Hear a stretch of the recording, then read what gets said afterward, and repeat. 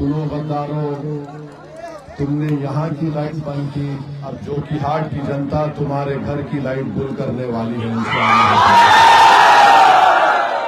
मेरे अजीज दोस्तों और बुजुर्गों, ये एक न्याय यात्रा है, इंसाफ का एक काफिला, इंसाफ के उसूल के लिए काफिले को लेकर हम लोग निकले हैं।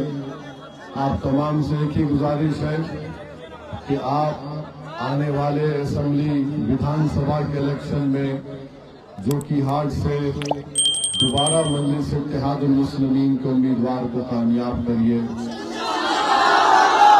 मैं आपको बताना चाह रहा हूं कि पिछले बार आपकी दुआओं की वजह से, आपकी वोट और मेहनत की वजह से अल्लाह सुब्हानहू व तआला ने मजलिस के उम्मीदवार को कामयाब किया था, मगर उस शख्स ने अपने जाती मफादात की तकमील के लिए अपने ज़मीर को बेच दिया और सीमांचल और जोकीहाट की जनता को धोखा देकर अपने ज़मीन की नीलामी न सिर्फ अपने लिए की बल्कि अपने साथ 3 और को लेकर गए।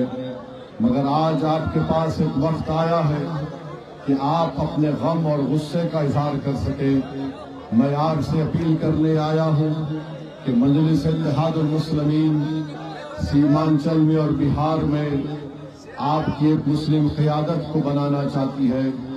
बिहार में और पूरे देश में हर समाज की एक सियासी लीडरशिप है, चाहे वो प्रकाश के हो, ईबीसी के हो, यादव हो, दलित हो, मगर बिहार के 19% मुसलमान और भारत के 15% मुसलमानों के पास अपनी कोई सियासी क़यादत नहीं है। आज हम देखते हैं कि बिहार में और खास तौर से सीमांचल में जो आज नाइंसाफी सीमांचल से की जा रही है, यहाँ पर इस इलाके को बिहार का हिस्सा है, मगर ऐसा लगता है कि बिहार की सरकारों ने सीमांचल को अलहदा करके रख दिया।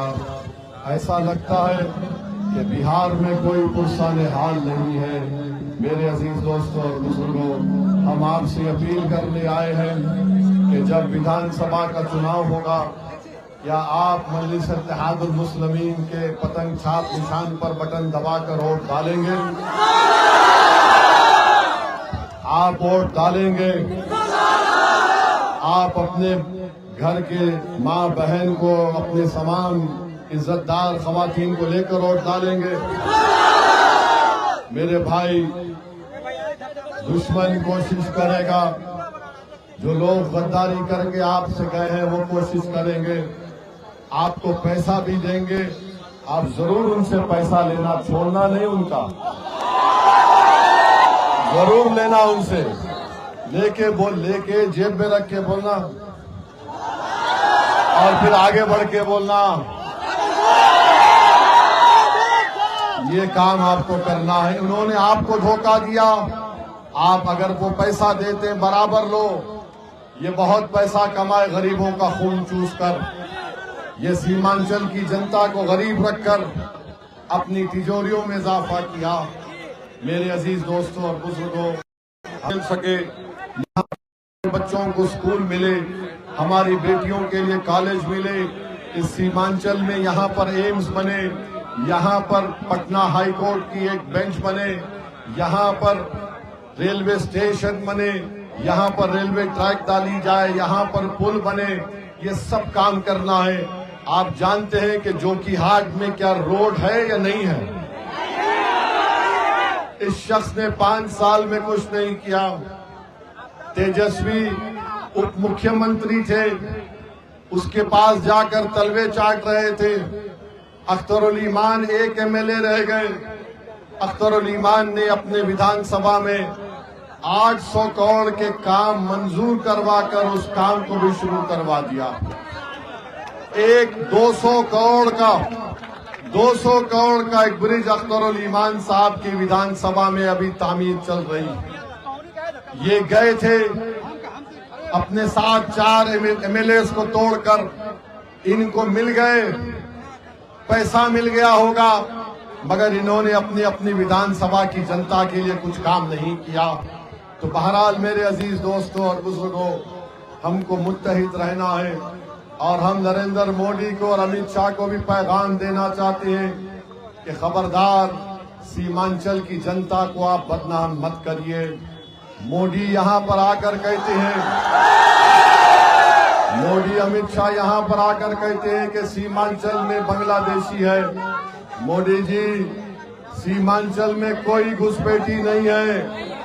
हाँ, दिल्ली में मोदी जी आपकी एक बहन है जो बांग्लादेश की जनता ने उसको भगा दिया था, उसको लेकर आइए, उसको लाइए। सीमांचल से हम उसको बांग्लादेश का रास्ता दिखाते हैं, चले जाओ यहां से।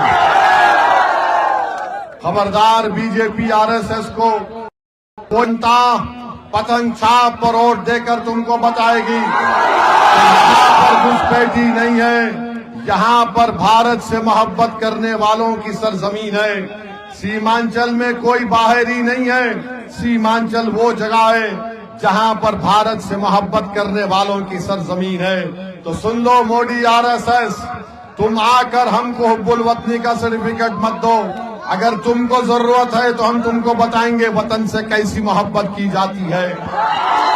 तीसरी बात मेरे अजीज दोस्तों और बुजुर्गों, मोदी, अमित शाह, नीतीश कुमार, चिराग पासवान और कुशवाहा साहब ने एक काला कानून बनाया है वक्फ के ऊपर। इस कानून के जरिए बिहार और पूरे देश की मस्जिदों को छीनने की कोशिश की जाएगी, दरगाहों को छीनने की कोशिश की जाएगी, खानखाहों को वीरान करने की कोशिश की जाएगी, कब्रिस्तान की जमीन पर कब्जा करने की कोशिश की जाएगी। जो वक्फ की जमीन पर काबिज हैं उनको मालिक बनाने के लिए कोशिश की जाएगी। और आप जानते हैं कि भारत की पार्लियामेंट में जब इस तरह का काला कानून पेश किया गया था तो देश ने देखा, बिहार और सीमांचल की जनता ने देखा, अगर कोई उस काले कानून को कानूनी दलीलें देकर उस कानून की धज्जियां उड़ाई और उस कानून को कहा यह काला कानून है। हमने बीजेपी के 300 एनडीए के एमपीज के सामने हमने कह दिया, हम इस कानून को नहीं मानते, ये कानून भारत के संविधान के खिलाफ है। और असदुद्दीन ओवैसी ने उस कानून को फाड़ के रख दिया। जाऊंगा तो इंशाअल्लाह मजलिस बाकी रहेगी, देखना इंशाअल्लाह, क्योंकि मजलिस को आप लोग आके लेकर बढ़ेंगे। नौजवानों, ये मुस्तकबिल तुम्हारा है, तुम मजलिस को लेकर आगे बढ़ोगे, तुम नेता बनोगे इंशाअल्लाह ताला। मैं तो अल्लाह से ही दुआ करता हूं कि अल्लाह मुझे इस दुनिया से उठाने से पहले मेरी ख्वाब है, मेरी कोशिश है कि भारत के मुसलमानों की एक लीडरशिप बन जाए, हर रियासत में और खास तौर से सीमांचल में बन जाए कि तुम नेता बनो, मुकद्दर के फैसले तुम अपने करो, तुमको किसी गैरों की चौखट पर जाकर भीख मांगने की जरूरत नहीं पड़ेगी। जब तुम नेता बनोगे तो तुम्हारे पास इतनी ताकत आ जाएगी कि तुम इंसाफ करोगे, तुम जुल्म नहीं करोगे और सीमांचल में खुशहाली आएगी। ये हमारा ख्वाब है, इंशाअल्लाह ताला हम मिलकर इस ख्वाब को पूरा करेंगे, हम मिलकर इस ख्वाब को पूरा करेंगे। आप हमारा साथ देंगे, मजलिस का साथ देंगे, आप वफादारों का साथ देंगे या गद्दारों का साथ देंगे? आप वफादारों के साथ हैं और हम गद्दारों का साथ नहीं देंगे। बहुत बहुत शुक्रिया। अस्सलाम वालेकुम। सीमांचल की जनता जिंदाबाद, सीमांचल की जनता जिंदाबाद, सीमांचल की जनता जिंदाबाद, तस्लीमुद्दीन जिंदाबाद।